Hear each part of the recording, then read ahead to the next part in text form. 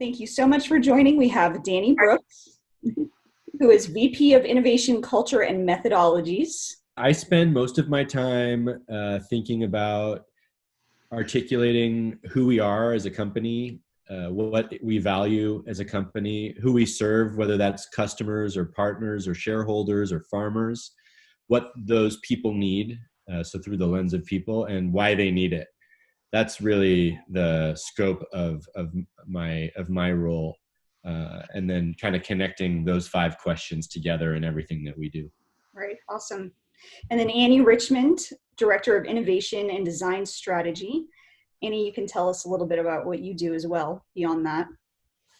Sure.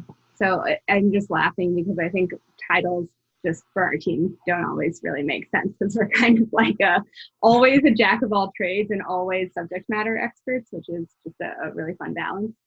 What I do, and I think why Danny and I are just like so perfect in our working styles, are Danny kind of paints the vision and the big picture and uncovers the needs, and he has a lot of expertise in human-centered design and pulls together kind of research streams that help us identify needs. And then I feel like my work almost kind of kicks off after I get all of that rich information to then go and make sure that it is operationalized in the company, built through strategic processes, and ensure that it's invested in and resourced, so that vision can come to life. Awesome. So we paint the whole picture together. Yeah, design and strategy in the same team. What was the number one challenge you were struggling with that made you want to work with Delivering Happiness? I would say for us, we initially, before we met Jenn, thought about brand as an external expression of our mission and values, which are really clearly articulated at Starbucks. And what Jenn answered for us was, how might we design an organization to support our aspiration for how we express ourselves? And so I before I met Jenn Lim, before I worked with Delivering Happiness, brand was far more externally centered. And Jenn really made me understand that brand has two sides of the coin: the external expression, the internal culture that supports that expression. And so that's, I don't know that we called her for that. I know that we knew that we needed help thinking about helping to design a culture that would support our aspirations. And I think we called for that. Yeah, makes sense. For stage 2, our team is kind of naturally interested in connecting our work to a higher purpose. We're all kind of naturally motivated by something that's bigger than ourselves, or the decks that we make every day for leaders. And we're really trying to influence the organization to see, themselves or the organization as a change maker in the industry or in society as well. So I think just naturally we have a ton of overlap with Jenn and DH's philosophy. Right.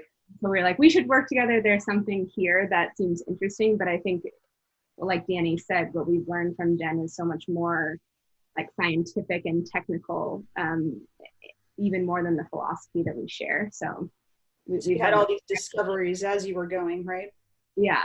Well, and she's just given us so much language in general to use, like how we understand brand and brand strategy, and how we understand culture and, showing up purposefully in our work. Right. We didn't even know we were asking for that. Right.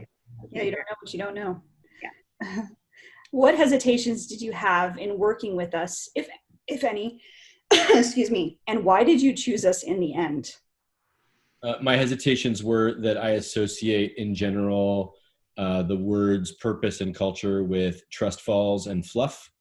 We chose Jenn and DH in the end because there's a systematic approach to it. Right. And Annie and I, one thing that we have in common is systems and measurement, and the idea of understanding progress on a quantitative level. And I think that DH approaches something that is very traditionally motivational speakers and team building ropes exercises, and really turns it into a scalable, systematized way to think about transforming culture. Right. So it's not this abstract thing anymore. Now there's a system. No, I don't react well to the other one. Yeah. So Kind of need that. Good. Annie, did you have anything to add? No, I agree. I think Jen's worked with a lot of different teams in the company too. And I think just having a common approach and a similar framework that she's using with all of the teams is helping them to speak a common language and understand kind of that system Annie was referring to. So All right. It's so broadly applicable. Awesome. Okay, what results did you see after working with Delivering Happiness? Please share any specific results you've seen in the organization that demonstrates how the work we've done together is alive and thriving. So whether it's a story or a stat or both. let's invert. Annie, you answer first. We've been thinking a lot about achievements and kind of like how our work is impacting kind of downstream and rippling across the enterprise. So we've been thinking about this a lot. And I think most tangibly, like there's an org design team, and I was just on a call with them the other day, and they were using our slides, and Jenn helped make these slides in the storyline, and they were starting with like their first slide was literally start with the why. And I was like, oh, Jenn's here. Like she's embodied in this moment. Awesome. So I think like really tangibly some of the organizational design and philosophy has come through, but I think it's the working with DH has really impacted our team in the way we work together and the way that we see ourselves as like individual components, but of a larger vision. And I think our team has really oriented around purpose and purposeful work and making sure that everything we do, we all individually find purpose in it. And then we're pushing the organization forward to be a leader and a purposeful leader in the industry. Right. I see it like every single day and just how we speak to each other and what we talk about and what we prioritize on the team. That's amazing. Yeah, I think the only thing I would add to that is our team, because we work differently than the culture, the established culture at Starbucks, the tools that we've got from DH have given us, like Annie said, the ability to build that within our own team and model it. And so I think a lot of teams aspire to work differently, aspire to challenge the status quo. And I think our team represents that in some respect. I think there's a lot of teams that do. I think we're one of them. And I think DH has set us up to do it, again, in a way that we could say, here is specifically how we do that, right, rather than feeling our way. That's number one. Number two, I think our team is really clear on what we value. And so, for example, we did a number of exercises with DH in the beginning. We know how important to us, for instance, rigor is. And the ability to articulate that to other people, both in show and tell, has had a real impact on the way that we communicate with people, their expectations of our communications, and then the way they communicate back to the organization. So just the ability to do like a happiness heartbeat exercise and know that rigor is something that we value has made it much more focused in how we share our work. Yeah. And so I think that's really tangible way to think about how DH has helped us. Awesome. I love that. Do you have any specific stats that you could share? I know this is a little bit trickier because sometimes you have to tie it to like, sales or whatever that looks like. Is there any kind of number? I think we do. I mean, for instance, we have the highest partner engagement we've had in history of the company internally for non-retail partners. My reluctance is I believe that has been a real collaborative effort from many different organizations who've used many different inputs. For us, DH supported our small impact on that number. But I wouldn't want to sell short the fact that many organizations have addressed that same problem with different techniques and also found success. So, we're so big that it's uncomfortable for me to take credit for any statistic. The statistics start measuring, thousands of people. And so it's the work of a lot of different teams. So I just want to be respectful of that. Yeah, that makes perfect sense. Okay. If you could summarize the time you've partnered with Delivering Happiness, what were the top 2 to 3 ways that DH has impacted A, your team, and B, Starbucks as a whole? Richmond? Well, I'm just thinking about this morning. So we just, like, literally our team got off of a DH purpose workshop at 11 a.m. this morning. Yeah, pretty exciting. Fresh. So a couple of things that came out of that for our smaller team were, one, just having some awareness and understanding of what each individual's kind of life purpose, or starting to help each other articulate that, and then how that connects to, each other on the team, and then how that connects to our brand and our mission.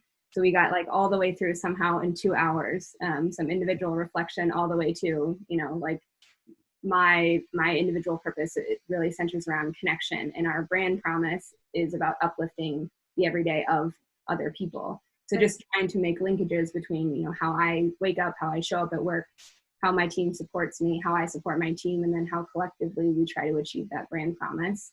It's like the through line is really clear. Yes. And I really like just having that step by step, and the whole team is just, like, outrageously energized today. Like, we had a couple criers, we had some people, like, getting, all feely in the moment, and they were like, this is not a typical work day at Starbucks. And especially for people who haven't been on our team, we're like a feeler lovey team anyway. Some people are coming from other organizations that have never done anything remotely like this. So so it's pretty cool for them. I saw some photos, and it just looks like it was just such an experience for everyone. Yeah, it was great. And I would say Starbucks as a whole, my answer would be, rather than just assuming the words on the wall are the words that we live by, just respectfully questioning them.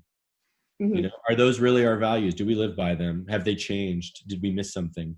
I think that Starbucks is, like a lot of great companies, has a cultish is the wrong word, but there's definitely an incredible pride in being a partner at Starbucks. And one of the shadow sides is not questioning the structure that you work in. And I think that the DH has helped us find some safety in respectfully questioning that. And I don't think that I think we're at the beginning of that road. I don't think that we've gone down that road yet, but I think that the door got opened to wonder if we're being clear, if we're being honest, if we've covered all of our bases when we think about what it is that we value and how we talk about it. Yeah. And I think just opening the door to the conversation, and not with the tone of indictment, but with the tone of curiosity and desire to grow and evolve, I think is actually even bigger than getting all the way down the road. So I think that's where DH has impacted us as an organization. That's awesome. So important. Okay, let's see. In your mind, what differentiates Delivering Happiness's services from other consultants and external companies you've worked with in the past? Go for it. I feel like we're kind of thinking the same thing. Yeah, you guys are definitely on the same wavelength. No, you go ahead, Danny. We spend no time together. Yeah, it's really hard to tell what each other are thinking. DH is highly personal. DH does not approach problems. They approach problems like a friend of yours would. There's a lack of fear. We've just, obviously, this, we've predominantly worked with Jenn, and Jenn's willingness to make things uncomfortable is not common for consultants. Consultants are usually looking not to get fired, and at best to get a change order and extend a project. I think Jenn is looking to provoke, and I would imagine that the rest of DH feels that way as well. And so it doesn't always work. She's aware of it. We're aware of it. DH is aware of it. But there's a level of challenge inside of it that I think most other consultants would shy away from, because I don't think it would be thought of as best practices for managing executives. Sure. And I don't think DH gives a shit about that. Yeah. And I think it's a strength.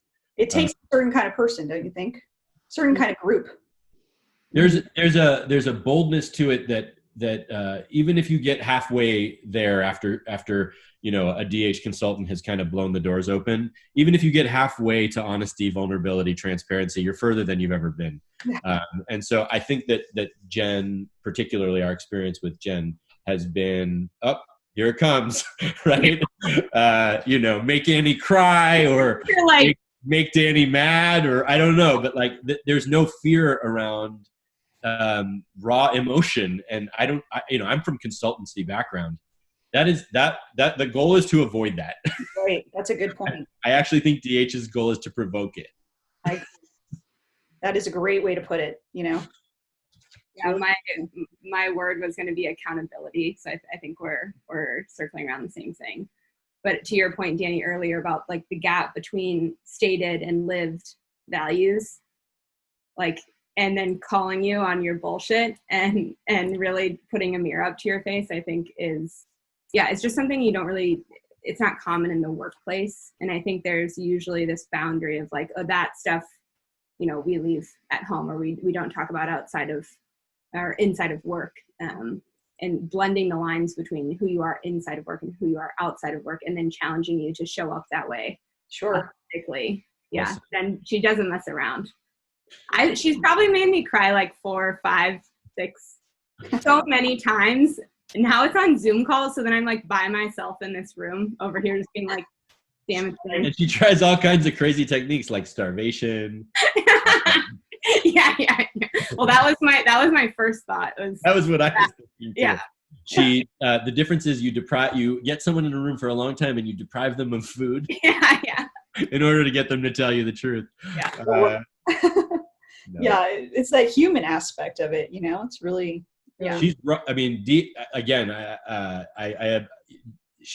a culture keeper for you, and that's our experience. She's been our consultant. Raw is definitely one of the top 5 words that I would bring about Jenn Lim and DH.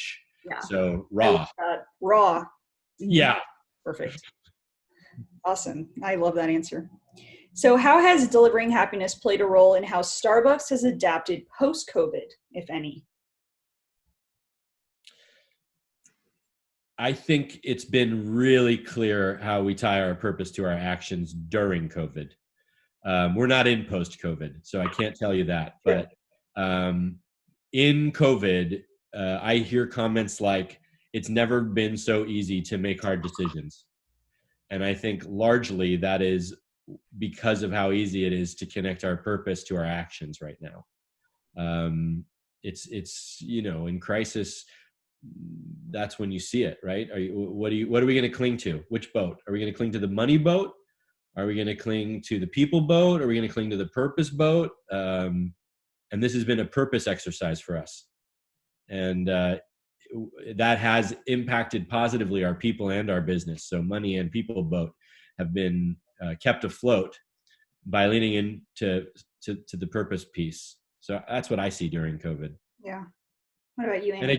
And again, I think that it's innate to this company. And I think that DH helps to point that out.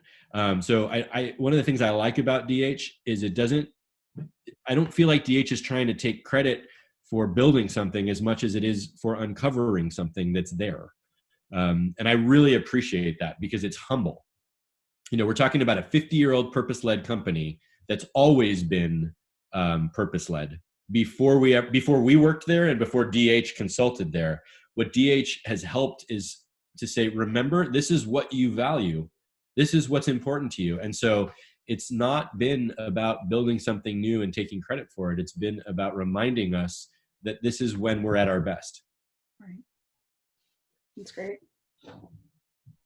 Yeah, I think as a team, and then I think that ripples out, like Danny was saying earlier, just our smaller team is looked at as models for kind of new ways of working, for lack of a better term. But the way that we have worked throughout this time of crisis is really just getting super clear on our priorities and our values and doubling down on those. And that kind of ripple effect, I think a lot of teams are kind of taking a step back and saying, yeah, we have 500 ideas we could, go after, we could resource in the hopper, but what's really important. And the organization is making really difficult choices around what to invest in and what to prioritize. And they're choosing people. And it, like Danny said, like that's always been part of our mission and our values. But when put to the test, we're really actually living them instead of just stating them or having them on the wall. Yeah, that's major. Awesome. So one more bonus question, and then I'll have you guys add whatever else you think we should know about you or about the team. What do you see happening in 2021? Where do you see the team growing and adapting? Anything that you foresee now? Deliberately by design, no. We are a team that thrives in ambiguity and uncertainty. So it's a really nice tension between how systematized and organized and punctual and obsessive Annie and I are, to by design create space for uncertainty and ambiguity. And one of the places that we do that is deliberately not knowing where we're going, and being able to be ready to react to anything. And so that's been successful for us over the last few years.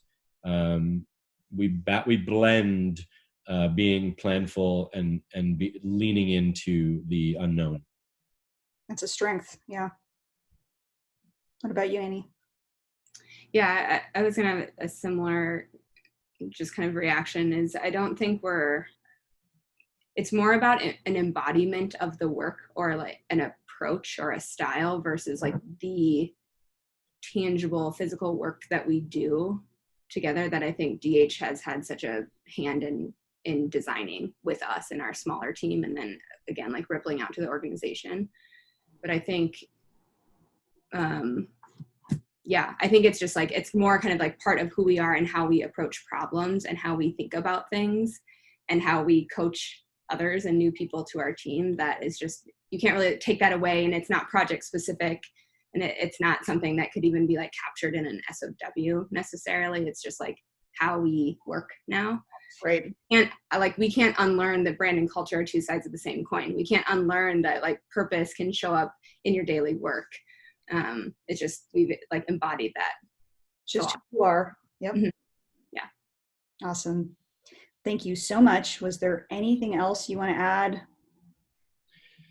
I had something. I think what I have to add is what DH does, it challenges the core of any organization. And so what Annie and I have learned over the last 2.5 years is how fraught with objection, defensiveness, obstacles inside of that. And one of the things I really appreciate about DH and Jenn in particular is the patience and lack of judgment around that. The understanding that saying, are you sure this is who you are and this is who you want to be, is going to be met with force often. It's a lot of people hear those questions like, who do you think you are? And Jenn is not afraid to live through that initial reaction in order to get to the next part of the conversation. Yes. So I think what you do is provocative and audacious. And I think that it's blended with really love. That's what I feel particularly, love and patience. And I think that that's really unique. Yeah, beautifully said. I would double down on the love piece. Like Jenn, I don't know how long we've known Jenn. Three years, basically. Yeah. But yeah, like just genuine care. And I'm sure we all feel it. Yeah. Like it seems like you really truly care about your clients and their individual success and then their professional success. But right, that comes through. It's extremely authentic and noticeable. Right. Really special. Mm-hmm. Awesome. Thank you both so much for your time. I really appreciate it. Our pleasure, Carissa. Thank you.